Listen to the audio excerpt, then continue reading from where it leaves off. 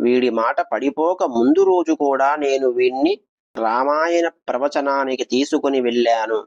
ఆశాంతం చాలా శ్రద్ధగా విన్నాడు.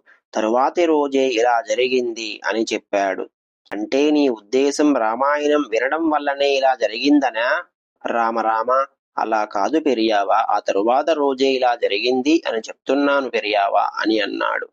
సరే, ఉపన్యాసం ఎవరు చెప్పారు? శ్రీ వస్త జయరామ శర్మ పెరియావా, గొప్ప పండితుడు. ఇతన్ని వైద్యునికి చూపించావా? చూపించాను పెరియావా. ఎవరా వైద్యుడు? డాక్టర్ సంజీవి. ఏమన్నాడు? అన్ని పరీక్షలు చేసి ఇతని స్వరపేటిక నరములు రెండూ దెబ్బతిన్నాయి, ఆపరేషన్ చేస్తే సరిపోవచ్చు అని చెప్పాడు పెరియావా. ఆపరేషన్ తరువాత ఖచ్చితంగా బాగవుతుందని చెప్పలేదా?